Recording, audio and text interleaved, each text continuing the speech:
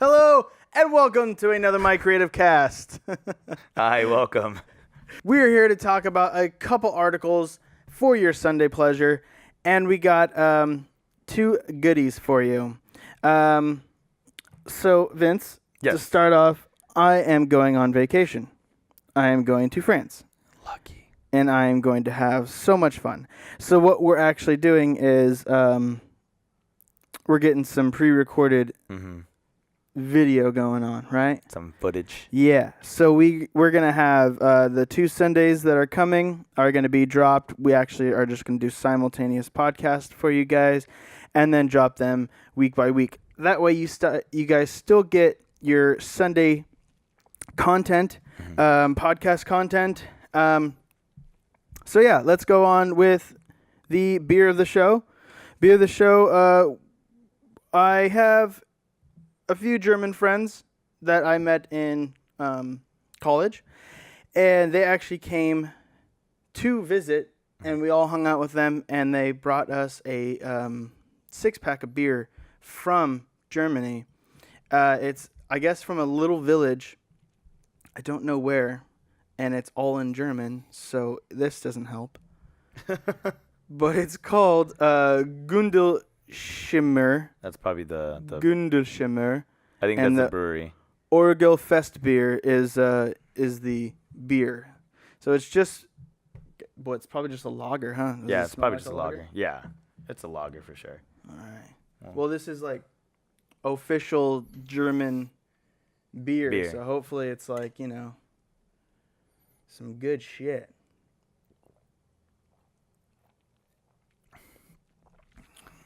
Huh. Wow, that is actually really good. That's really good. It's a lot smoother than I thought. It's super sweet. Cause I smell it and I get that lager kind of smell, that kind of like hoppy but malty, right? But you kind of get like an essence of, they're not gonna like me when I say this, but like Coors Light type of, like Miller Lite type of essence smell. A little bit, yeah. But yeah, once you actually drink it, it's like way smoother. it's super smooth. It goes down real easy. You're not gonna be drinking like a typical commercial American beer, to where it tastes a little bit more weedy and stuff like that. It's actually a really, really sweet beer. Yeah, it Like is. there's no bitterness to it at all. So the IBU level on this is probably really, really low. I don't know what the percentage of it is. Probably like a 4. It's a 5.5. Yeah, 5.5 ABV. No, I'm actually thoroughly impressed, because the Germans basically came up to me and my buddies who have been into craft beer for a few years now, and basically said, "Hey, your beer is not real." So Yeah, that's yeah. basically what he And said. you know what? It It's like, kinda hey, makes a your little beer sense. is like, that's not real beer. It's like, Oh, the it's- craft beers, yeah. yeah. Yeah. But I mean, there's 2 different aspects. There's taking that beer and making it into a craft, but this is like a pure beer. Right. And then I agree with that. It's a pure beer because it only comes with 4 different ingredients. It comes with hops. Mm-hmm. It comes with barley. Yep. Comes with water. Yep. And it comes with, what's the last one? Hops, barley, water, and Is malt or malt. is that It is malt. Malt. It is malt. And malt. And then yeast is like a fifth element, huh? Is like a fifth element that is natural, because it's natural and it occurs Or- naturally. They don't actually consider it an ingredient, Oh, okay. Okay, that makes sense. but it's that fifth like ingredient that is. It's a part of the technically- process on how to make it. Mhm. Yeah. Because the yeast is the one that actually Yeah. starts And they fermenting. only use those 4 ingredients, and they use a combination of them by smoking the malts or smoking the barley making or the mash, different, the barley, how long they Right. cook that mash. Yeah, To to have different complexities in their beer. the barley, the hops, the different types of hops that they use. Yep. That's something. Maybe even the type of water that they use is really going to change the taste of it from different region. Because that's actually how whiskey, from different region, it tastes different, just because of the environment and the water and all that stuff. So it's pretty cool. It's Yeah, awesome. no, this And is. You could definitely taste the difference between our lagers and German lagers. I'm not a definitely- lager person. For sure. Mike's not a lager person. No, but this is delicious. This is delicious. I would drink. This is kind of like that great daily beer type thing. Don't drink it daily, but it's good. It's great. I like it. Well, you can if you want to. You could if you want to. I was worried. We were gonna, go to Germany and be like, oh, I'm not gonna like any of the beer there, right? you know. But I mean, if the beer tastes like this, I'm down. or at least some version of this, then obviously this is gonna be totally okay. Oh man, This is not gonna last very long. it's good. It's really good. We're not even having a podcast anymore. We're just we're sitting just here talking about beer. Jeez, Jinx, my you owe me a God. beer. I got another German beer in the fridge. All right. Quote of the day. Awesome. The truth. It is a beautiful and terrible thing, and should therefore be treated with caution. Where's that quote from? That's from Harry Potter. Who says it? Dumbledore. Nice. Yes. Dumbledore says it. He says it in the Sorcerer's Stone, or Philosopher's Stone, if you're from England or the UK. And moving on from Harry Potter, or continuing or segueing, or however you want to say it. He already feels the beer, so he's not clear-minded. He's not on the right track. No, it's more excitement. excitement. It's more excitement. It's like, screw the podcast. Leaked footage. This is all that matters now. No, okay. Leaked footage of the Harry Potter video game. Yeah. That they just showed. It was almost like a trailer, which came from a Redditor who went in and did like a focus group type of thing. And we both watched it. What's the Redditor's name? Oh, Vape This Bro. Vape This Bro. Okay, but thank you, Vape This Bro. Yeah, thank you, Vape This Bro. For being a part of a focus group that had, and just straight up just took a video of it, snapped it. And illegally bringing your phone into the He literally, in the article, he was all like, yeah, they can pretty much sue me. So they might. But he is going to gain a lot of popularity from just being the one who leaks this. Have you actually ever been a part of a focus group? No.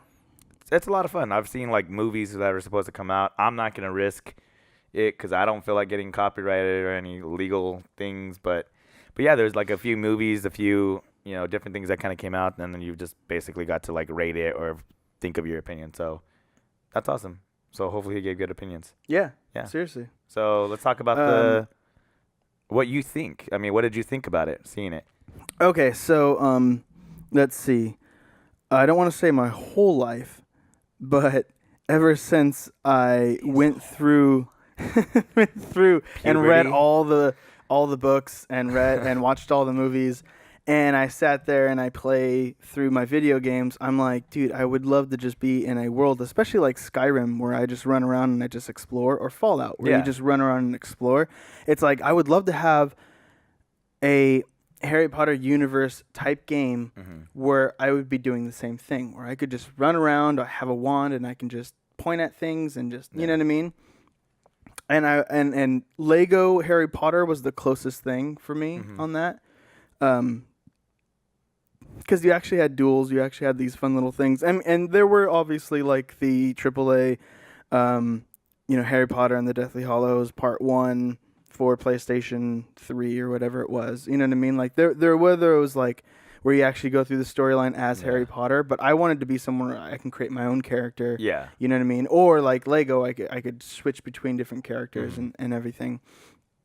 But man, yeah, I watched that and I was just like, oh my God. I remember I sent it to you. I sent it to pretty much everyone I know, just as like, this has to be real. And if it is, I am so excited, so down for this. You get to create magic. You get to run around the halls. You get to find parts of Hogwarts that you've never seen before. You know what I mean? And it's coming from a studios that's, was it franchised or at least owned by Warner Brothers? Okay. And Warner Brothers is, they do Harry Potter. Or they did Harry Potter. At least they have like a portion of the franchise of it.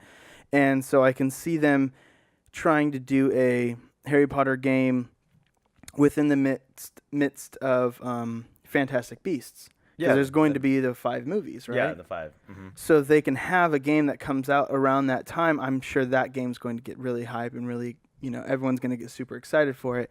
It kind of looks like the timeline's a lot, let's say, predated of Harry Potter, right? And so that would be exciting because then it would be like not Voldemort that you're dueling against, it might be like Grindelwald, or Okay. you know what I mean, or another dark wizard that is totally like made up by them, you know what I mean, and adapted into like a story segment for their own like funness. But it seems really cool. Seems really It really does. cool. It really does. I mean, Super excited for this. so you said it's not going to necessarily be the same. You don't think it's going to be the same timeline as the actual original Harry Potter movies. Yeah, and I was reading a lot of the comments on Reddit and on some of the articles that I went and found, and a lot of people were saying the same thing as I was saying. Was there was just like, I always wanted a game that where the freaking trio didn't screw it up for me. They didn't join in and like, you know what I mean? Like, we don't even need them as cameos. We just want to be in the wizarding world and have us be us, you know what I mean? Or us be that character that we're running around. You can create a male or female character as the looks of it, So it kind of is like that. Yeah, if it's predated to before even when Harry Potter's around, I mean, that's perfect for you to be able to then like explore the castle as your own, character, as your own person. You know what I mean? Now, what if it kind of went into the whole?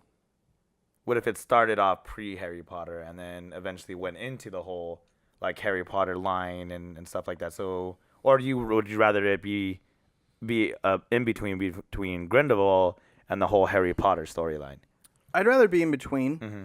I think it'd be fun if we had our own story, and maybe DLC would come out and be like, okay, now we're kind of mixed in with, Harry Potter, and you see him running around as a little 11-year-old or whatever it is. Yeah.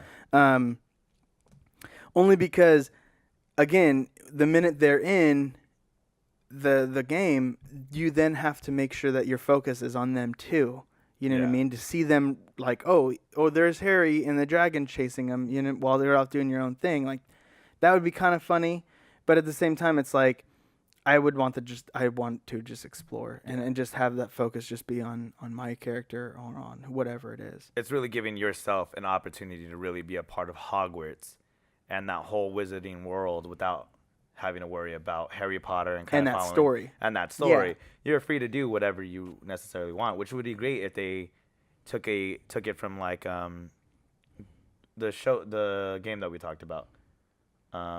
The punk one, Cyberpunk, to where it actually gave you like different routes that you could take, and then it would kind of follow that same concept. So you're really making up your own story, and it'd be great for people who have been such big Harry Potter fans to be like, no, I crafted my own story. Yeah. I created my own spells and stuff like that. And I'm not the biggest of Harry Potter fans. I actually probably have only seen it the entire series. He actually put me on the entire series once. I rewatched the first one, and then I understand it. I definitely understand why it's so big and why it's so exciting. It's because really it's just this fantasy world that, you could just do all these different things to where the sky's the limit, really. So to actually put it in a game and be like, hey, I want to be a part of a game that's actually going to really just, instead of having to kind of follow someone else's timeline, I want to take my timeline and go with that. Yep. And it kind of goes into, or he was able to share the marketing collateral, is what he called it. Something that is pretty much just a synopsis of what it's going to be. A third-person, open-world action RPG game, which excites me because he goes further down and even says that you can choose if you want your witch or wizard to be the path of good or evil. Oh. And so it's exciting to kind of... whether or not you want to decide to pursue that, do you want to go the dark path, and maybe you can actually go in and do like your own potion type of culmination and make your own potions based on different ingredients and whatnot, or different like magical fabrics or whatever, right? Like an invisibility cloak, or like whatever you can kind of craft, and then use that for good or for evil. It's just, that's why I think it would be really fun, is that you can play this purely as a bad person, right? Or you could play it as a good person. You can play it multiple times. It seems like there's replayability, but I would definitely at least do one playthrough, choosing all the dark as I can, because it would just be fun to be like, I am the next dark wizard, you know, like no one supersedes me. Exactly. And then maybe they have it written in where it's like Voldemort comes in and is just like, nope, you're dead. You're dead. You know what I mean? And then you have to start over, which would be super cool. I think it'd be cool to add in that concept of the sorting hat, to where you are like before you even start the game, you pick the attributes that you have. You have this attribute, that attribute, and then it literally puts you through the sorting hat, and you get placed into a house. Aside from Slytherin and Gryffindor, it'd be cool to actually explore the other houses, because we don't necessarily get that, at least in the movies, to where we understand like the different houses and their history. So it'd be great for them to actually explore those houses, those histories, what goes on between them, because all we focus is on Gryffindor, and Slytherin is just really just the antagonist in the story, and that's basically what it is. But we don't understand the full world because it's just focused on that. So it'd be great to actually get into a world to where you see more aspects to it, and there's gonna be more aspects to it. I mean, there's 4 different houses. Where did that all stem from? Where did that all come from? I'm sure you probably know, but it'd be great to actually explore that and learn it, you know, as you play this game. Yeah, you learn it through the game instead of reading, or you know what I mean, or like, you know, diving into Reddit, you know, Harry Potter subreddit, whatever. Right. But it does say you're a newly arrived 5th-year student to Hogwarts, so you're almost like a transfer student, which is exciting because then you start off in your 5th year, which means that you're 16. You're not starting out at like 11-year-old and trying to, which means that you already know some magical ability, or you have some magical ability. And it says the student, you being transferred, demonstrates a latent gift for magic with a unique ability to track and identify remnants of a potent ancient power. So I think that's the kind of special twist to you as being that special person versus other people, is that you're able to pick up on, you can tell sources of ancient power. Yeah. And so maybe that's why you're able to explore Hogwarts more than anyone else has explored, you know, or why it says that we're able to see, you know, a side of Hogwarts that we've never seen before is because we can sense that ancient power, and we can unravel it and find out the mysteries or the secrets behind that area or whatever it is. You know what I mean? Because like there's not just the Chamber of Secrets down there. There's other things that are hidden, like the Room of Requirement and different things that Harry and Voldemort both find out. But at the same time, there's other things in the castle that, because it's so huge and it was made so long ago, that they're all, you know, it's just up in the air, and it's really exciting to kind of be like, find out this, like, an attic. Yeah. That, you know what I mean? That grants you whatever, or you're able to fly inside or something. I don't know. Now, do you think, I mean, with that, all of that being said and being able to explore a lot more, do you think through marketing they'll be able to touch a group that hasn't necessarily been touched or been reached out by, you know, the gaming community? So what I'm trying to say is, my point is, do you think they'll tack on to the Harry Potter fan base and attract more people to playing console games just so they can actually, you know, go through that aspect and go through that story?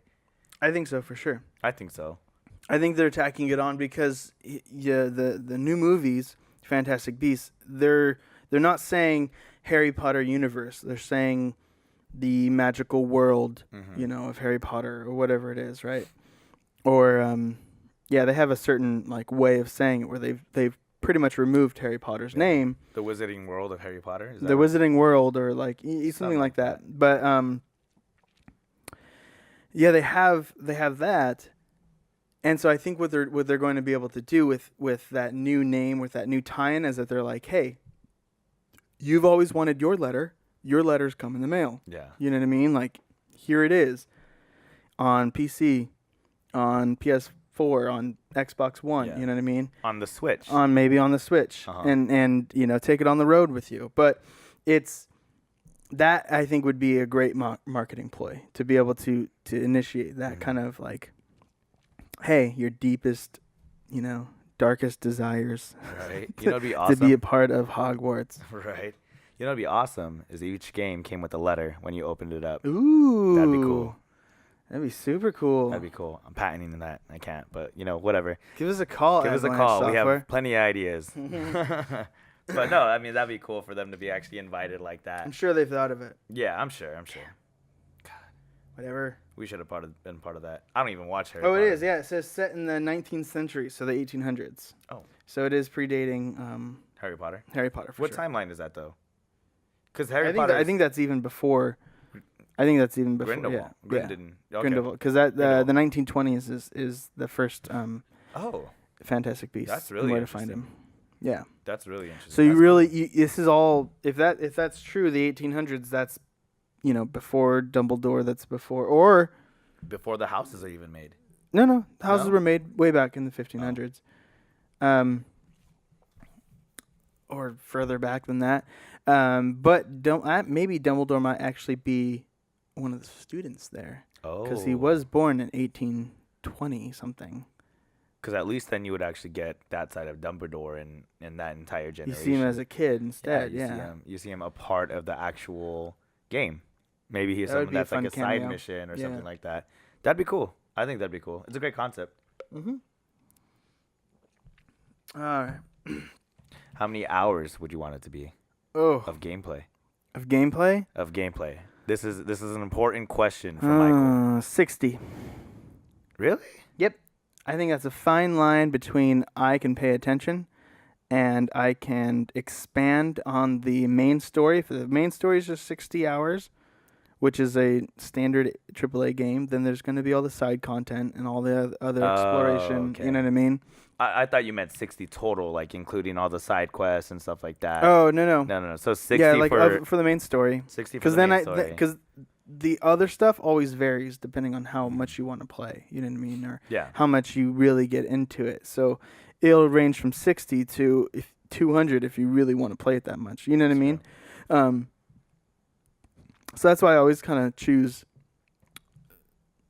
by main story. Okay, that makes sense. Like they're saying Kingdom Hearts is supposed to be, I think it's supposed to be 60. Kingdom Hearts 3. It could be 80, right? Didn't they say? It could be 80. It could be 80. It could be 80, and then they're saying, well, it's probably closer to 60. But either way, 60 is still 3 times as much as like the other ones. Mm-hmm. Because the other stories were not pretty short, but they were like 20 hours type of thing that you can finish it in. And then all the side content adds on like all 100 hours and whatnot. But having the game be actually 60 would be really nice because it would be a fully fleshed out game, have all the side content. I would be able to just live in there for days. You know what I mean? Because like with Spider-Man, I think I played around 60 hours. And I did everything. I platinumed the game. So it was like I probably finished the game in 40 or maybe 35. Makes sense. And I did all the other side stuff. I mean, I did it all meshed in at the same time, because I like to level up. But if you were to kind of sort through and figure out, I probably only did this story in like 30, 35 hours. Oh, that's pretty fast. Yeah. Yeah. So but it was a good story. It was nice, and so to have double of that would be amazing. Yeah, because then you'd be really in your room for like a month straight. Yeah. In his underwear. And the fan. It's the best thing in the world. I mean, I think that's great for the Harry Potter community and for something for them to be excited about. Oh, I know. So it's I know. I mean, because we've had Batman, we've had now we've had Spider-Man. Yeah. I mean, it's like it's coming to where. Or Rocksteady is supposedly doing a Superman, Square Enix is supposedly doing something Marvel related, you know what I mean? Like it's coming. It's something for just the Harry Potter fan base. I feel like nothing's really developed or as exciting in terms of gameplay like this will be. That, I mean, at least what we're hoping for. I don't think anything is as exciting as what we can expect to see in this game. Yeah, I think so. I think you're right because you have like wand duels. I mean, it's just something different. You know what I mean? That you don't really get. It's not. I don't see combat happening.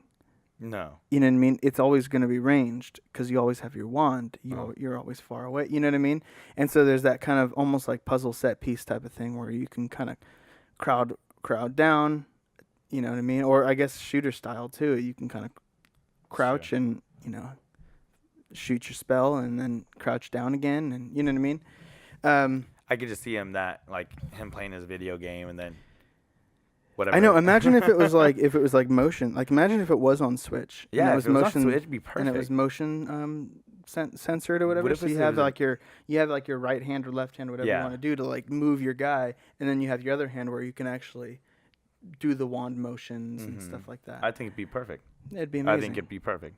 So that way you move and then do your wand and all your spells. I think that'd be perfect. Yeah, that'd be so much fun. See, we should have been on the creative board. They did have something similar to like PlayStation did something like that with their PlayStation Move.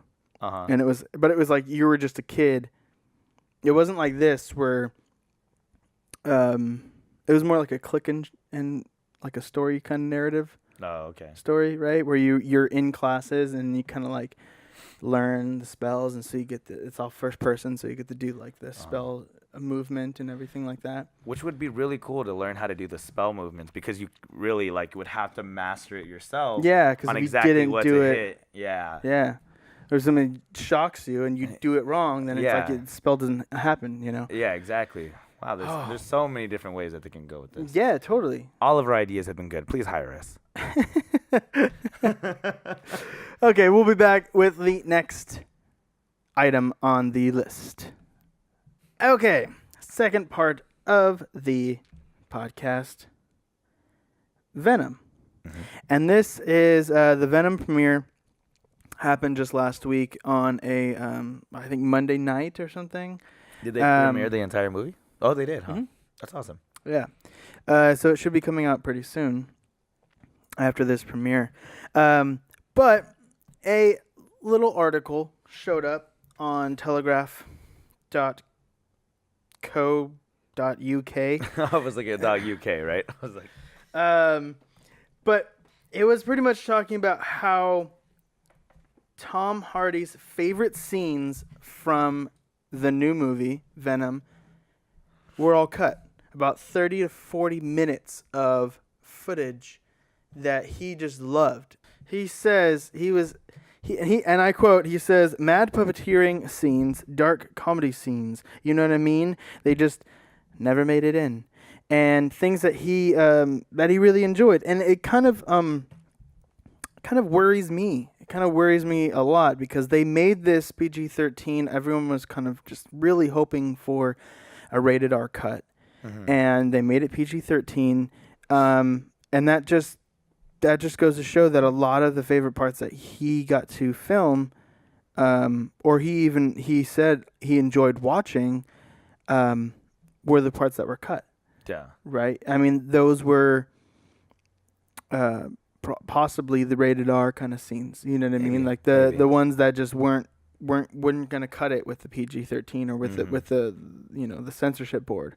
And I don't know. It just kind of makes me sad, because as much as they say that they're trying to be true or the as creative as possible and true to Venom, it just seems like they're trying to hit that age cap where they're able to make the ticket sales. Yeah. You know what I mean? Too. And it kind of sucks when you have like a creative team and these passionate people coming together, and they're really making all that they can, and they can definitely make a rated R movie with the cut scenes that they have, 30 to 40 minutes worth of information, and you probably have Sony execs kind of saying, no, I want to be able to budget this to a teenage film. Mm-hmm.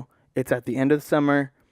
It's probably not going to have really good ticket sales if it's coming out, you know what I mean? Like anytime soon, we have to have those kids to be able to come in and drive those tickets.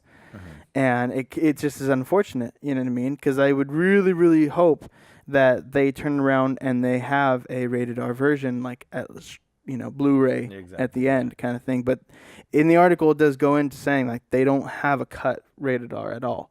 No. They were literally chopping up, and they were inviting the co-stars and stars or the actors to come out and watch the film and be like, what should we cut? What should we, you know what I mean? Like, what can we edit down? Not that they're actually doing the editing process, but it just is like they get to watch all the fun scenes and they get to kind of say, you know, I really like that scene. Let's try to keep that in, type of thing. And I don't know. It just, it's just unfortunate, really. Unfortunate, really. I mean, I'm hoping that, because the article does mention the fact that Dark Knight actually really pushed a lot of the boundaries just because of the violence. So I think it'll still be a violent movie. But I mean, it does dampen those who are the hugest of Marvel fans. It dampens their experience because of the fact that we really do want to see something in terms of like a rated R movie that doesn't have a necessary restriction, because that's what they deserve. It's to let Venom be Venom. I mean, there was the whole trailer where it was like, and then Venom rips the dude's head off. And it's like, is that going to be in the PG-13 cut? Because that doesn't seem like it would be something that would be in there, because that's straight up violent to the point of you're dismembering someone. Exactly. You know what I mean? It just, I don't see that happening. And it's really, I mean, Deadpool really pushed that boundary in terms of just superhero Deadpool movies. was rated R. And Deadpool was rated R, and it was literally one of the top-rated movies. So I think they're really trying to hit a certain population that might not necessarily need to be hit anymore. Because if you really think about it, it's not like parents are necessarily today really preventing kids from seeing those type of movies. Not very many. I feel like a lot of parents are like, no, you can come watch the movie with me. I mean, we live in an age where a lot of the kids who grew up, you know, paying attention to Marvel and the comics are now all adults and have children. And they're like, no, I would like to introduce my child to this passion of mine, so that way they can get themselves enwrapped. Right. But I don't think they understand that yet. I mean, obviously, you know, the execs. You don't think the execs understand that? I don't think the execs understand it yet. I mean, they're probably looking for the same output that the Avengers brought out, and which, you know, I guess makes sense, but in a money kind of just way. Financially, it makes sense, but I mean, if they limit it to that every single time, it's going to get old and redundant, and eventually we're going to need kind of like a renaissance in superhero movies. There's not going to be any kind of edge breaking, I guess you can say, you know, right? Where it kind of pushes the bounds of what a normal superhero movie you're going to watch, because you watch Deadpool and it did really, really, really well. Mm-hmm. Even though it was rated R, it still did really well. In February of all months, you know what I mean? Like, it fucking did really, really well. And then you have Logan too. Yeah, you know what I mean? That was rated R, and that did really, really well. You know, I mean, you there's almost a more maturity to these. Well, maturity to Logan, and then just straight dark comedy to Deadpool. But it almost seemed like I was really hoping, based on the trailers before this article, that you'd kind of have a mixture of those two. Mm-hmm. You'd have the dark comedy of Deadpool, and you'd have the maturity of Logan. Yeah. Because you have almost this dual personality type of situation going on, where it can get very dark, but there are jokes, you know what I mean? Or you can at least implement those jokes. Or, you know, I don't know. And it's going back to the whole argument with, and really kind of flipping the side of it. If you look at Dark Knight and Heath Ledger and how crazed he was in that, and really I'm hoping that they push it to that level. Because I mean, look, in that movie, I mean, you've seen Joker literally straight up just take some guy's head, stab him with the pencil, and then that was it. That was pretty gruesome, at least to witness. I mean, there wasn't blood necessarily, but at least you got the idea without having a blood splatter and stuff like that.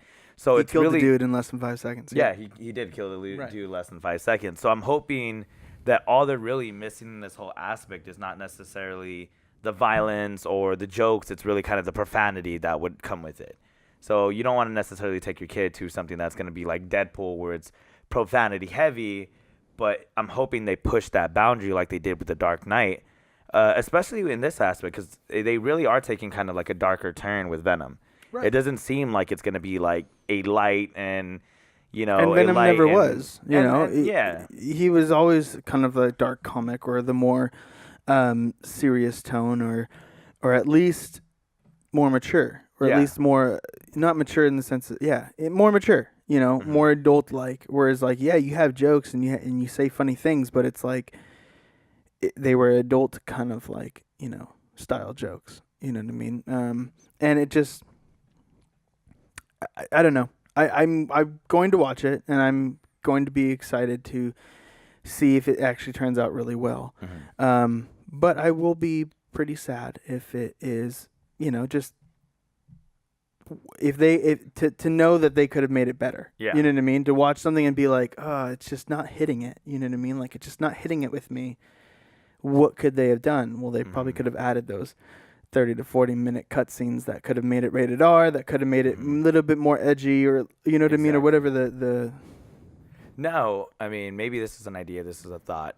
What if they started implementing a PG-13 video or a PG-13 series, and then also introduced like a rated R that didn't have those that didn't throw away those cutscenes? How do you think people would necessarily respond to that? You mean like in the movie theater, two different movies to choose from? Oh, I don't know. I mean, I don't think it actually happens, but at least I don't think it's ever happened. But at least in the DVD aspect, you can literally change from a PG-13 to a rated R movie with those cutscenes. Yeah, I would love to see an because Avengers. they have something like director's cut. Yeah, you know what I mean, where they have like it's the unrated director's cut, and it's literally what they wanted to have in the movie. And I can have something like that with Venom, where it's like, hey, this is what we wanted to show, but this is what got held back because we wanted to, be able to make it more available to a wider spectrum of audience, right? And they say it politically correct, so that they're not just saying because the stupid execs at Sony said that we had to make it like this. Now, do you think they could eventually go down a line to where they start making more director's cuts of these superhero movies, so that way when they actually throw it out to the public, you get that PG-13 version, but when it actually comes out, you can get a director's cut to where it actually pushes that envelope more. I think that'd be great for an audience like myself or you. I mean, we're going to be the ones really the biggest consumers because teenagers don't necessarily have that money. So everyone who has that money is going to be 18 and over, and we'd be able to purchase that director's cut, and it'd be a better treat for us when it actually comes out. Right. What are your thoughts on that?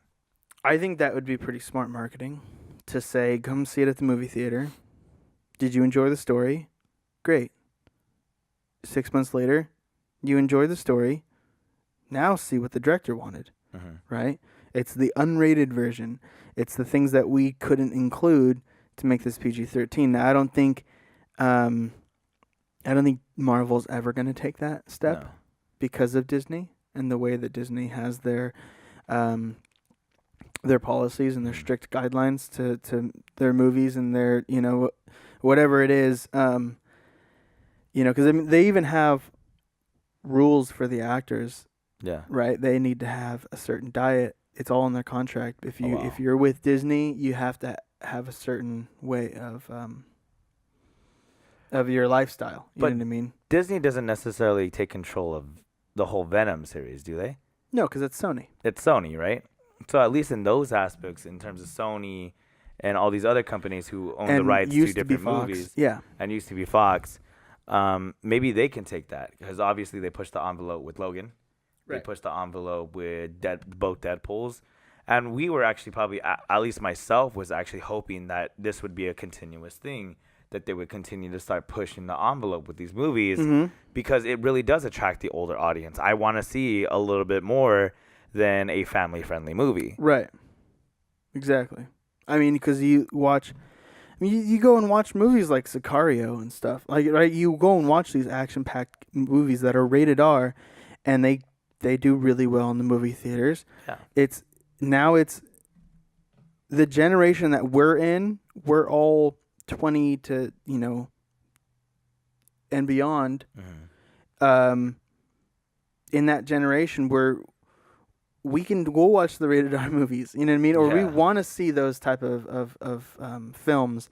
And so I think that's why, Logan and Deadpool did so well. Or at least why we're asking for them to push the bounds a little bit, or Yeah. like to stretch it out and give us a little bit more, depth and maturity. Mhm. I mean, it's what the comic book, it's what the comic book society really deserves at this point. They've waited so long for someone to really push that envelope. I'm sure not everyone's going to be happy for every Marvel movie that's coming out, or, how unshooted the books is just because it's a little racy or a little, explicit. So if we can go down an avenue to where we can have this one cut and then a director's uncut, I think that would be great. I think that would be beneficial for both parties. Yeah. Now- The only issue is that we only have Sony Yeah. left over. So Sony, 'Cause don't sell out. And DC. And DC is not. You know what I mean? And DC's like not Warner up to Brothers, par. DC, you have that, but no, they're not, and they need to make it there. Maybe making things rated R would be helpful. I really think that if DC took that stride into that rated R and pushed that envelopes and took that risk, Yeah.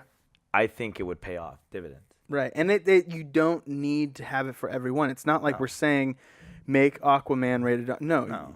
Aquaman doesn't need to be rated R. But a movie like The Dark Knight or Batman, the whole series, I would like to see something a little Or bit more Joker. darker. Or Joker, that's a lot more darker. I mean, I'm hoping the Joaquin Phoenix one isn't PG-13. I'm shooting for a rated R type movie, because that's the character he is. He is not this, family friendly type villain. Yeah. He is a crazed, psychotic, sadistic, murdering, psychopath. Yeah. He's just And crazy. actually, you bring up a good point in that with these characters, these particular ones like Joker and like Venom, the story of them, it's like you are essentially losing a piece of their Mhm. personality if you are hindering the content that you're actually giving out. It's true. Don't get me wrong, The Dark Knight was an amazing Yeah. was that an amazing amazing film. You know what I mean? And I don't think the focus really was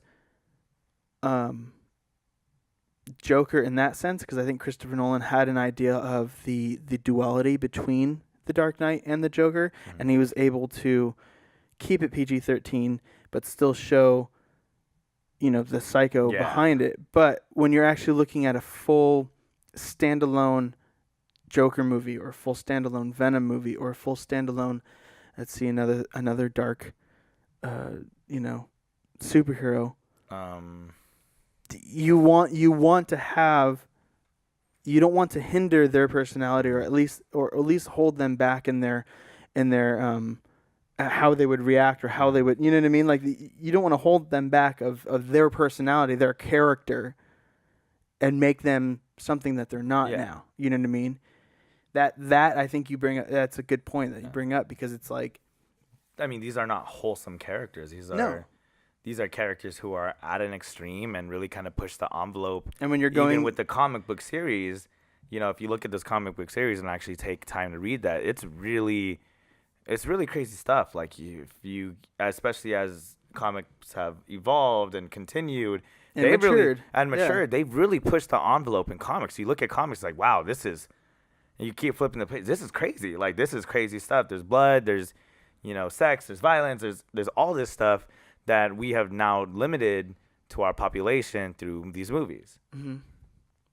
So I think, going back to saying, like, we deserve, as a group of really kind of that generation, the first set, I guess, of millennials who have went through that whole comic book series, as well as seeing these shows growing up and really kind of be engulfed in all these superheroes, to get a more mature version, because we have matured. And I Right. think that's long overdue. Right. It really is long overdue. Yeah. So, And harking back on to Harry Potter, you look at the first few movies of the series, of the 1 through 7 or 1 through 8 or 7.5, whatever, and those were more focused towards towards kids, towards preteens, towards teenagers, because they had that that kind of like young adult vibe.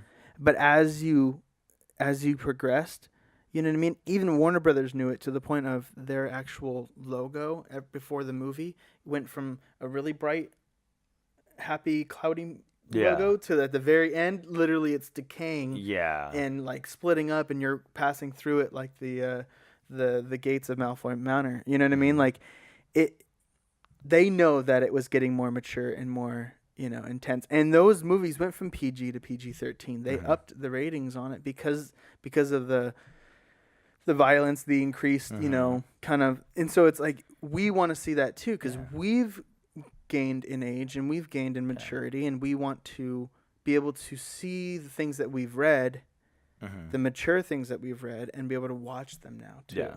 It's like, grow up in maturity with us. Let us kind of just at that same aspect. Let us grow. I mean, when was you still have Marvel, you still have Disney, and those are going to stay PG-13 because they are Disney, and so you can still let your kids watch those things. Exactly. You know what I mean? And then when your kids are, old enough, or you think that they're mature enough to watch the other, movies that you really enjoy, like the rated R Venom and the rated R Deadpool and the rated R, you know what I mean? Then you can have them enjoy those things. Once you think that they're at that mature level, and it's that I think is the route to go. Yeah, definitely. I mean, when did really this whole like it is the comic book hero scene? It really started with X-Men, correct? When X-Men came out, how long ago was that? Ooh, what, like, I know it was before 2000. Was it before 2000? Oh gosh. Early 2000. Yeah, I looked that up, and I feel like it hasn't necessarily, like, that first X-Men movie was really good. It was, I believe, it was a PG-13 movie, and I feel like we've really kind of digressed from being this. You're almost on the money. 2000. 2000. That's what I figured, and I think Spider-Man came out at like 2001 or 2002. So you had X-Men that kind of pushed the envelope in terms of just the violence and stuff like that. But it took, when did Deadpool come out? 2016. 2016. It took 16 years for it to actually start to mature into a different light. I don't know if I want to wait another 10, 15 more years for it to get to that level. I want to see something in the next 5 years. I mean, before then, obviously, but I'm hoping people start to push that envelope. And I feel like Deadpool really kind of made that way, but everyone's still too scared to take that chance. Yeah. And I get it. Like, they're a business. They're trying to make money. But Deadpool any Deadpool 3, though, is not going to be rated R. Now that Fox owns. Oh, wow. Or now that Disney owns Fox. You know what I mean? Now we've just taken a step back and exciting, because now X-Men is part of the Disney Marvel universe. Deadpool is also part of the Disney Marvel universe, but now we just literally killed Deadpool, even though he can't die. Yeah. I don't know. I mean, maybe Disney. I don't see Disney doing that. Maybe whatsoever. Disney creates a side verse or like a side universe to them, to where they don't call it Disney anymore. They call it something else. I mean, for them, brother, because I mean, something that's going to push the envelope. Because Disney's gonna have to eventually push the envelope. They own Marvel. They own Star Wars. They own all these different huge series that people are so engulfed in that they're eventually gonna want more. The population's gonna want more. So I'm hoping they can adapt to it with a sister company that they create that's not under that Disney, not necessarily stigma, but Disney, brand, policy, to where they can actually push the envelope, and it's not Disney, but it's a different brand that they can actually shoot out different movies to where it pushes the envelope, and they have the freedom to create. Because we don't want to actually have, I'm sure directors don't necessarily want to have that limitation on their creativity. So definitely no, I wouldn't want to be limited. Because honestly, I mean, we can make a poll out of this. You can make a comment out of this. But if Deadpool came out as a PG-13 movie, would you guys still watch it? Or would you watch it and then be like, I wanted more? You know what I mean? Like, if I would watch it because I would want to see if it was up or like on par with a rated R film. I wouldn't watch it within the first week though. Yeah, I'd give it a chance. I'd wait for him to watch it because he always watches the movies first. But I mean, if I know it's not going to be as good as what the first two were, I'm not gonna go. I mean, and I feel like that's gonna be the common consensus on that is that, oh, it doesn't push that envelope anymore. All right, well, yeah. I don't want to watch another kids movie, so I'm just gonna stay back and relax because Yeah, that I'm gonna wait for it to have come to lewd, video. Can't have lewd jokes or like like there's off the cuff type of witty remarks or whatnot. You know what I mean? That and have the F-bomb dropped several times and what you know what I mean? Like it is the argument. Playing devil's advocate could be like, why do you need those things to have a good movie? Well, you don't. You don't. We look at the Marvel Cinematic Universe. Look at all the movies that they've made, and look how popular it is, and look how much money they've made. And it's like, well, then Michael, then why are you so adamant about having these rated R movies? Well, it's because you have the creative freedoms of being able to have something that is hindered and still good and makes a lot of money and is popular with everyone. And then you have something that's more on a mature level. Exactly. You know what I mean? I don't want to watch Saving Private Ryan dumbed down into a PG-13 movie. I don't. No one does. You know what I mean? Like, I know we're getting into historical accuracy and not like superhero stuff, but you're looking at the accuracy of what was being made and or at least what had gone down. You know what I mean? You have historical facts, you have historical accuracy, but you also have these creators and these authors making these pieces that are dark or these pieces that are, adult jokes or adult content, and then you are now hindering if you're making that movie and you're trying to adapt it into a movie. Now you're hindering by removing that stuff. That's definitely true. It is. You're right.